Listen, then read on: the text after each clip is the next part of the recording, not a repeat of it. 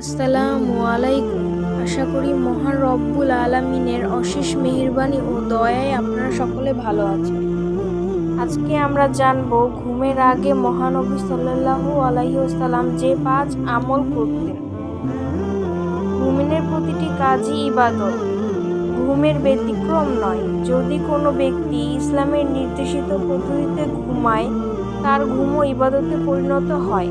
রাতে ঘুমানোর আগে কিছু করণীয় বর্জনীয় কাজ রয়েছে। 1. দোয়া পড়া। রাসূল সাল্লাল্লাহু আলাইহি ওয়াসাল্লাম বলেছেন, যে ব্যক্তি শোয়ার পর আল্লাহর নাম নেয় না, তার জন্য আল্লাহর পক্ষ থেকে লাঞ্ছনা নেমে আসবে। আবু দাউদ হাদিস 4856।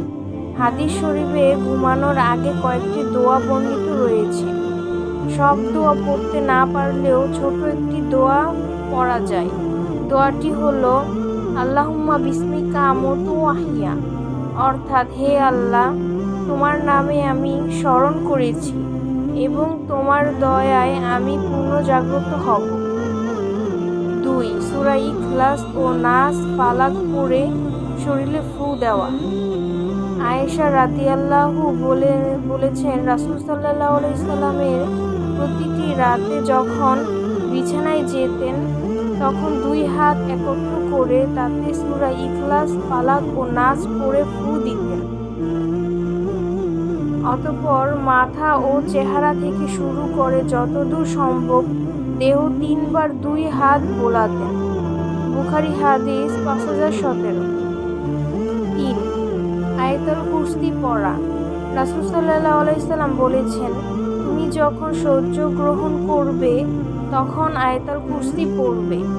তাহলে আল্লাহর পক্ষ থেকে সর্বদা তোমার জন্য একজন রক্ষক থাকবে এবং সকাল পর্যন্ত শয়তান তোমার কাছে আসতে পারবে না। বুখারী হাদিস 2311। 4. সূরা বাকারার শেষ 2 আয়াত পড়া। কোনো ব্যক্তি ঘুমানোর আগে এই 2 আয়াত পড়লে তা তাদের গোটা রাতের নিরাপত্তার জন্য যথেষ্ট হবে। রাসূল সাল্লাল্লাহু আলাইহি ওয়াসাল্লাম ইরশাদ করেছেন, যদি কোনো ব্যক্তি সূরা বাকারার শেষ 2 আয়াত পাঠ করে তবে এটি তার জন্য যথেষ্ট। বুখারী হাদিস 5040। 5. সূরা মুলক পড়া। রাসূল সাল্লাল্লাহু আলাইহি ওয়াসাল্লাম বলেছেন, কোরআনের মধ্যে 30 আয়াত বিশিষ্ট একটি সূরা রয়েছে, যেটি কারো পক্ষে সুপারিশ করলে তাকে মাফ করে দেওয়া হয়। সূরাটি হলো তাবারাকাল্লাযী বিয়াদিল মুলকু, সূরা মুলক। তিরমিজি হাদিস 2891। আয়েশা রাদিয়াল্লাহু থেকে বর্ণিত, প্রতি রাতে নবী সাল্লাল্লাহু আলাইহি ওয়াসাল্লাম বিছানায় যাওয়ার আগে সূরা ইখলাস, সূরা ফালাক ও সূরা নাস পাঠ করে 2 হাত একত্র করে তাতে ফুঁক দিতেন এবং যতদূর সম্ভব সমস্ত শরীর হাত বোলাতেন। মাথা ও মুখ থেকে আরম্ভ করে তার দেহের সম্মুখ ভাবের উপর হাত বোলাতেন।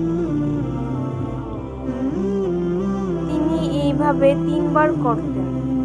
সহিহ বুখারী হাদিস 5017।